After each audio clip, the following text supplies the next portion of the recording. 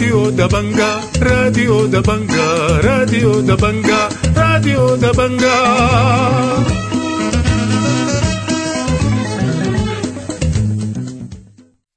Will the court officer please announce the session?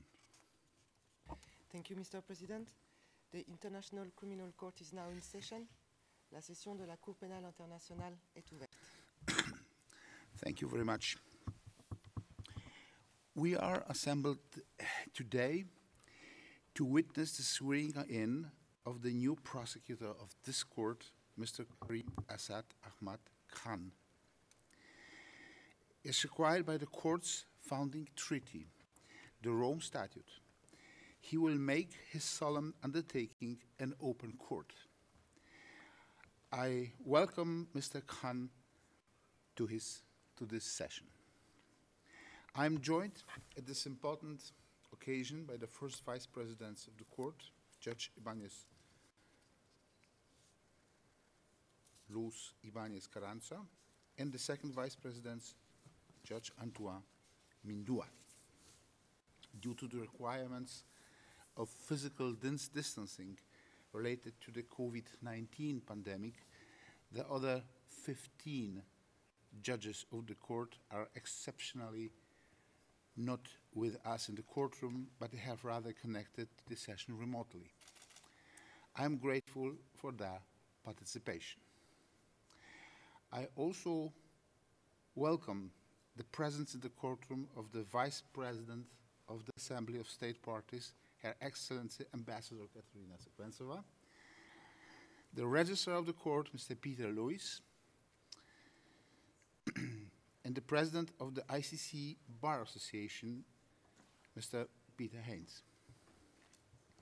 Excellencies, ladies and gentlemen, there is no doubt that we are at the important milestone in the life of the International Criminal Court. The ICC has now existed for almost 2 decades, but Mr. Khan is only the third person to take up the job of the court's prosecutor. That job is unique in the ICC. There is only one prosecutor. And with a mandate of 9 years, each successive prosecutor is bound to leave much more than a passing mark of the institution.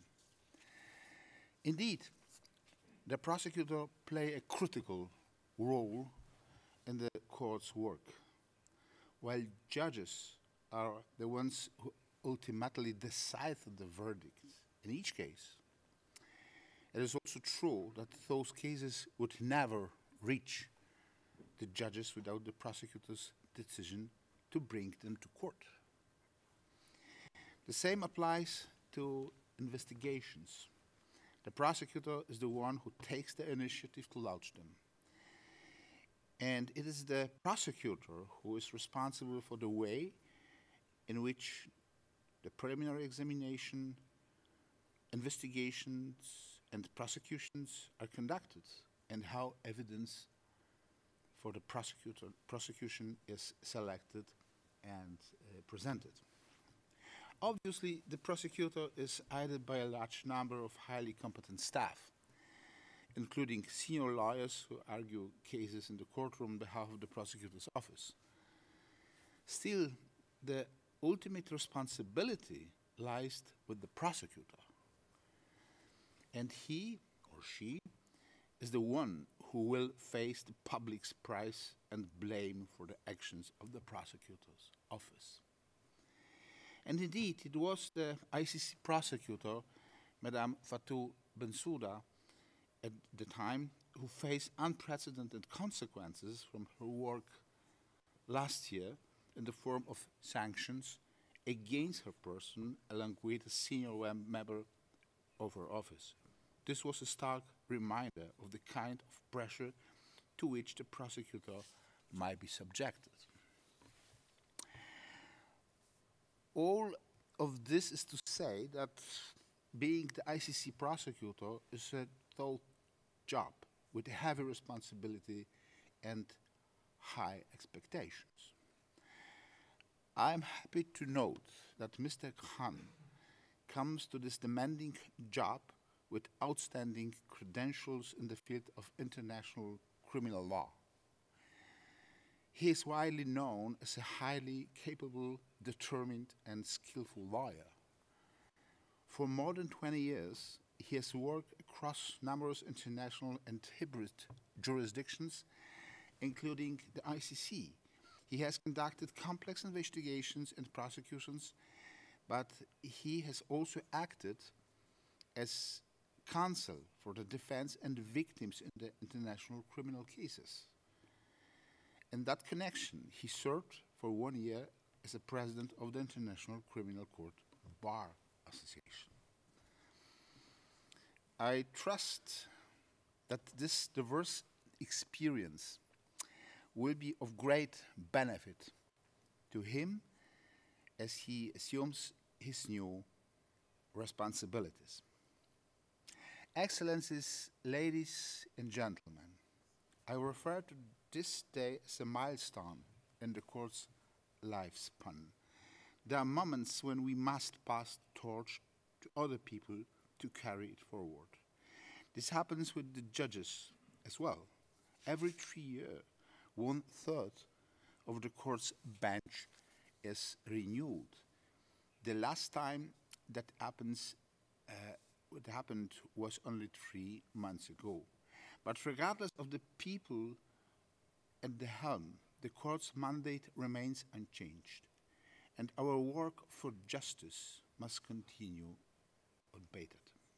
Indeed, justice must always be our central focus. Let us not forget how privileged we are to work for this historic institution. For decades, a permanent international criminal court was but a dream. Now it is a reality. And more than that, today the ICC is an institution which hands full of work on a broader scale than ever before on several continents. That growing and highly complex workload requires our very best efforts. And beyond that, we must also seek ways to improve the institution while at the same time conducting our daily work. Fulfillment of the court's mandate also requires the full cooperation of states and sufficient resources. In this respect, we rely on the support of the Assembly of State Parties. At the same time, it is essential that we take care to cherish and uphold the court's independence at every turn. That is the highest value for any judicial institution, and it is at the heart of the rule of law. On that note, I welcome everyone again to this session, and I give the floor to the Vice President of the Assembly of State Parties to address us. Mr. President, Madam Vice President, Mr. Vice President, Madam Prosecutor, Mr. Registrar, Mr. Prosecutor-elect, Excellencies, ladies and gentlemen, as the President of the Assembly, Ms. Silvia Fernandez de Gurmendi, could not be with us today, she has asked me to represent the Assembly of States Parties at the solemn undertaking of the new prosecutor of the International Criminal Court, Mr. Karim Asad Ahmad Khan. The election of a new prosecutor is one of the most challenging but equally important and sensitive decisions to be made by the Assembly every 9 years. The responsibilities of the individual elected for the post are immense, as it is quite likely one of the most difficult positions in the sphere of international criminal justice.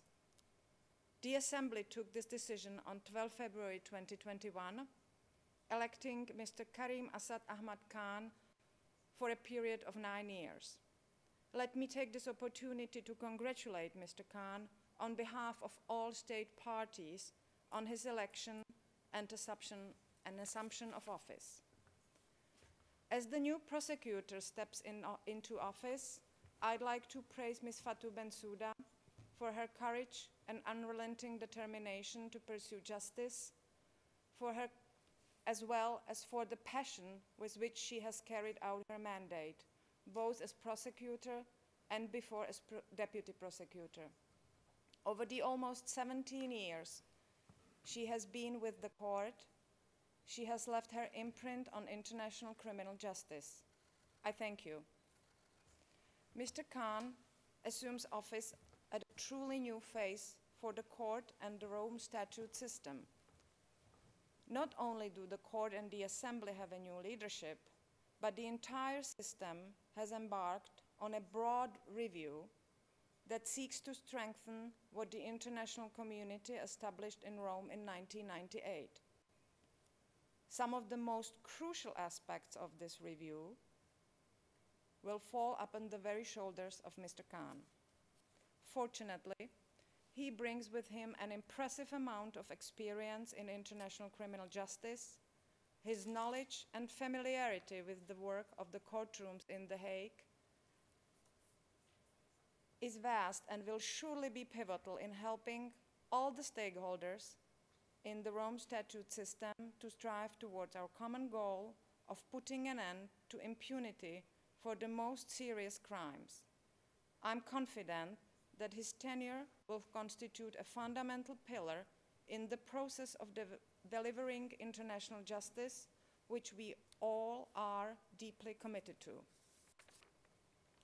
Mr. Khan takes office 23 years after the international community assembled in Rome to create not just an international criminal court, but a veritable system that would give hope and support to the victims of egregious crimes. The court established by the Rome Statute is now more than a landmark creation in the international landscape. It is an active, respected, and indispensable part of the international community. We can no longer envision our international system without it. In the third decade of the court's existence, we will face some familiar and some new challenges, but also unique opportunities to advance with the pursuit of justice. On the part of the Assembly, we will continue to seek the universal ratification of the Rome Statute. That process may have slowed down somewhat, but surely we must all keep working towards the universality. All non-state parties are welcome to participate in our Assembly and thus to become more familiar with the Rome Statute system and hopefully to join us in the not-so-distant future, as we all share the firm belief that Rome Statute crimes should never go unpunished. The other recurring challenge is cooperation. The court depends on the active support and cooperation of its states parties. All 123 states parties will continue to stand firmly for the integrity of the Rome Statute and respond promptly to cooperation requests received from the court. It is essential that all of us, including states parties, non-states parties, international and regional organizations, and civil society, continue to live up to our commitment to work together to fight impunity for the gravest international crimes. The Assembly of States Parties will continue to ensure that the political, diplomatic, and other requisite support of states parties is made available to the court so that it can carry out its mandate as efficiently as possible. On behalf of the Assembly, I wish Mr. Karim Asad Ahmad Khan courage, fortitude, and steadfastness in the next 9 years as the prosecutor of the International Criminal Court. Thank you, Mr. President. Thank you very much, Madam Vice President. We will now proceed with the solemn undertaking. In accordance with Article 45 of the Rome Statute, before taking up his or her duties, the prosecutor shall make a solemn undertaking in open court to exercise his or her functions impartially and conscientiously. I invite the Vice President of the Assembly of State Parties to come forward to witness the undertaking of Mr. Karim Khan.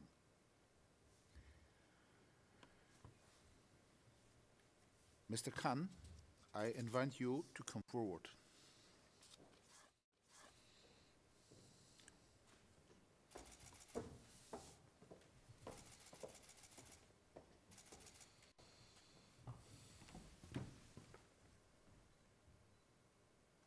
Mr. Karim Asad Ahmad Khan, you have been elected prosecutor of the International Criminal Court by the Assembly of States Parties. I ask you to raise your right hand and, in accordance with Article 45 and Rule 5 of the Rules of Procedure and Evidence, pledge your solemn undertaking. I, Karim Asad Ahmad Khan, solemnly undertake that I will perform my duties and exercise my powers as prosecutor of the International Criminal Court honorably, faithfully, impartially, and conscientiously, and that I will respect the confidentiality of investigations and prosecutions. Congratulations, Mr. President. Thank you, sir. Thank you so much.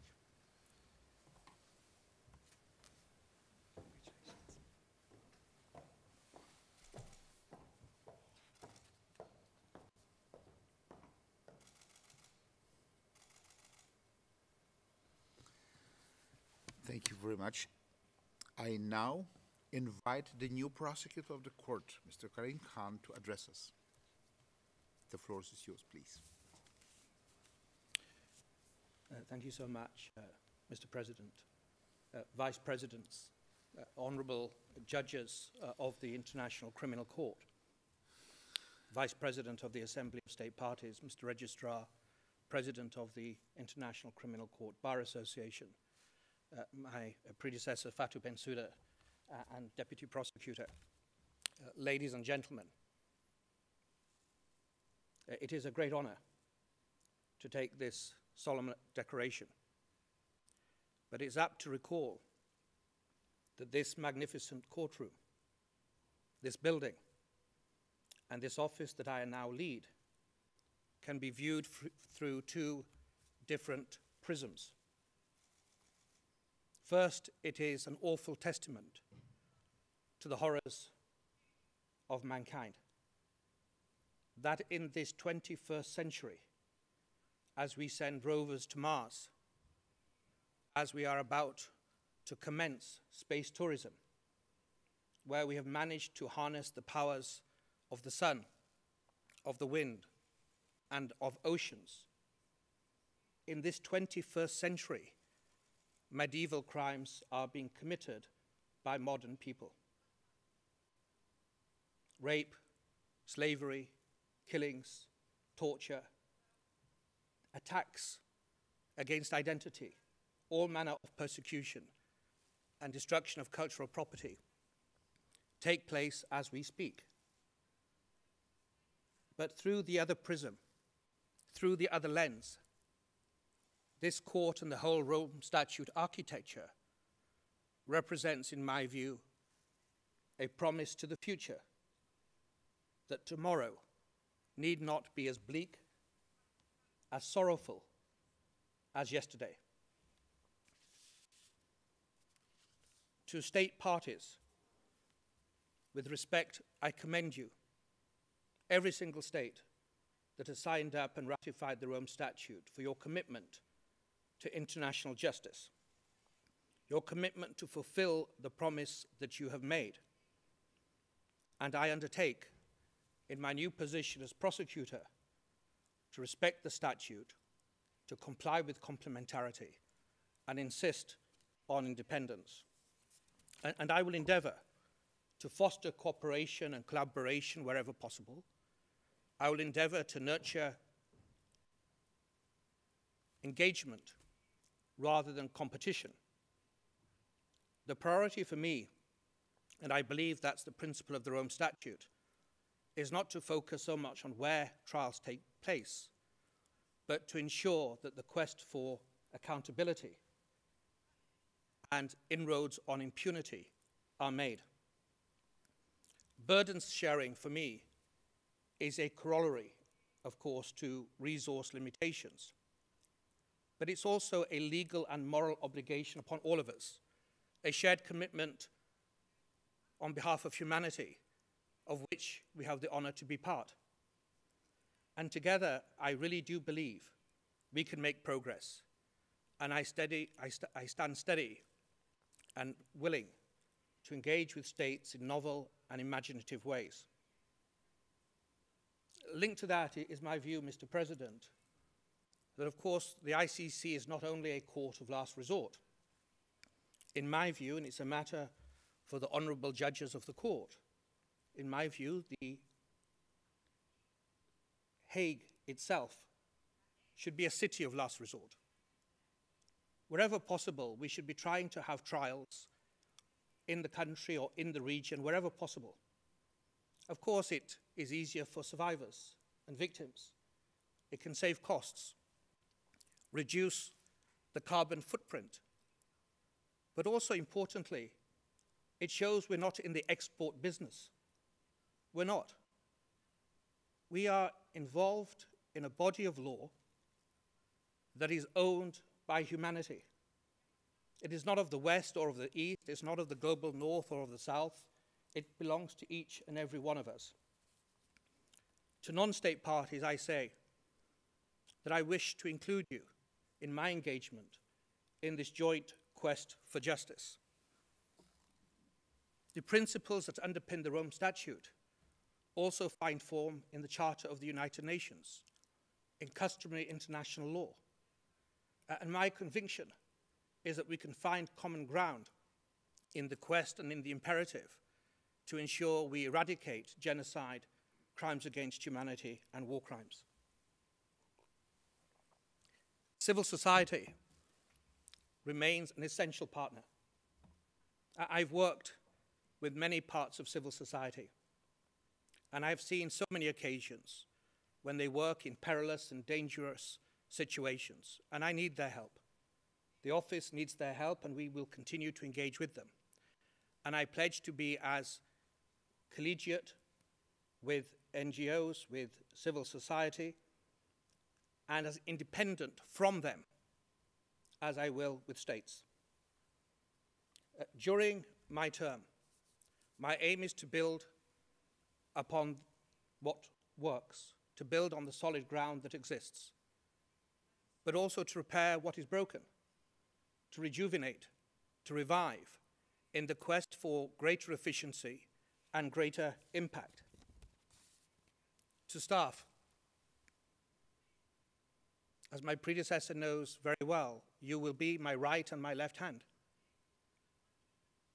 This office should be the best place in the world for anybody who believes in the rule of law, human rights, international relations to work. And you have a right to work in a harassment-free working environment. And I intend to start addressing that, Mr. President, from today. I hope that with the help of the staff, we can make this a reality.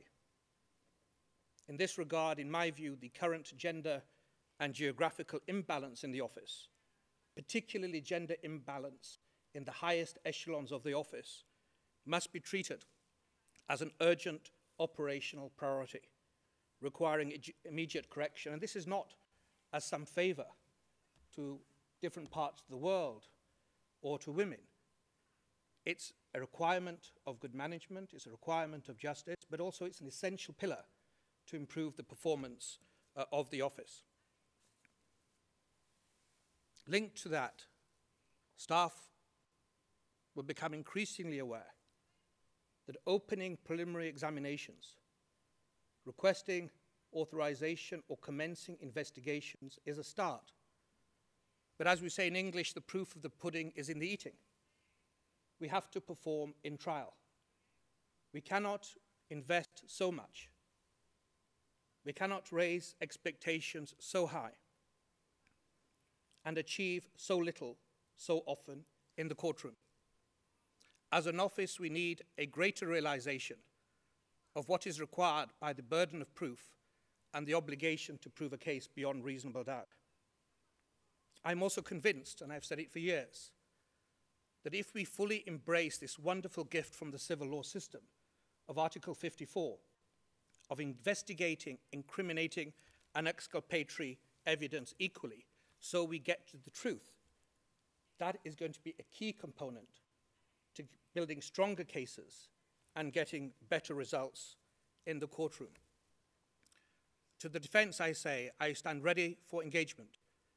There is an obligation upon all officers of the court, prosecution and defense, to narrow the issues wherever possible, to find areas of common agreement, and ensure that international justice is not dragged out or delayed.